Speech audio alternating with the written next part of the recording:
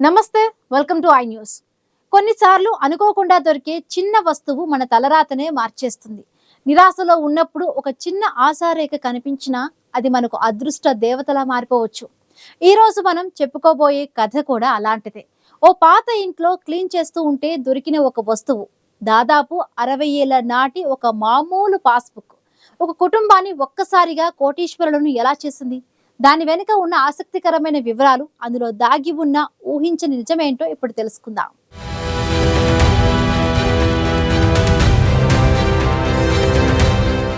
మామూలుగా మనం ఇల్లు క్లీన్ చేస్తుంటే పాత సామాన్లు చెత్తా చెదరం దొరుకుతుంటాయి. కానీ చిలీకి చెందిన ఎక్స్క్వియల్ హినోజోకు మాత్రం ఓ అరుదైన నిధి దొరికింది. ఇంట్లో క్లీనింగ్ చేస్తుండగా తన తండ్రికి సంబంధించిన ఓ 60 ఏళ్ల నాటి పాత బ్యాంక్ పాస్బుక్ అతనికి కనిపించింది.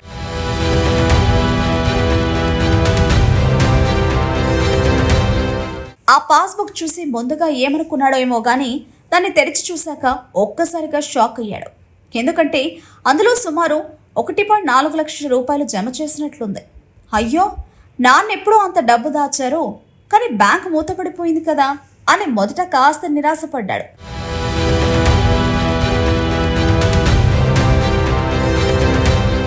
కానీ ఆ పాస్బుక్ లోపల జాగ్రత్తగా గమనించినప్పుడు అతనికి 2 పదాలు కనిపించాయి.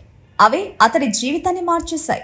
ఆ పదాలేంటంటే స్టేట్ గ్యారంటీ, అంటే ఒకవేళ బ్యాంకు దివాలా తీసినా ఆ డబ్బును ప్రభుత్వం తిరిగి చెల్లిస్తుంది అని దాని అర్థం.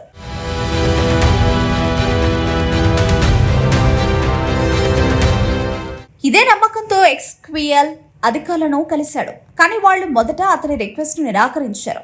ఇది పాత పాస్బుక్, బ్యాంక్ కూడా లేదు అంటూ పట్టించుకోలేదు. అయినా ఎక్స్క్వియల్ అస్సలు తగ్గలేదు. తన తండ్రి కష్టార్జితాన్ని వెనక్కి తెచ్చుకోవాలని కసితో న్యాయ పోరాటం మొదలుపెట్టాడు.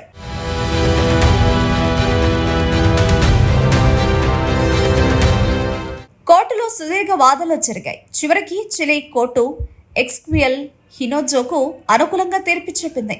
బ్యాంకు దివాలా తీసిన ఆ డబ్బుకు ప్రభుత్వం హామీ ఇచ్చినందున ఆ సొమ్మును వడ్డీతో కలిపి చెల్లించాలని ఆదేశించింది.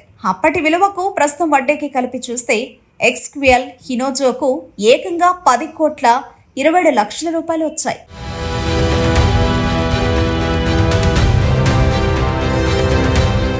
చూసారా, ఇల్లు క్లీన్ చేస్తుంటే దొరికిన ఒక పాత పాస్బుక్ ఓ సామాన్యుడిని ఒక్కసారిగా కోటీశ్వరుడిని చేసింది. ఇది కేవలం అదృష్టం మాత్రమే కాదు, ఒకరి జీవిత కాలపు పొదుపుకు ప్రభుత్వ హామీకి దక్కిన విలువ. పాతది అనుకుని నిర్లక్ష్యం చేయకుండా చిన్న వివరాలను కూడా గమనించడం ఎంత ముఖ్యమో ఈ కథ మనకు నేర్పుతుంది.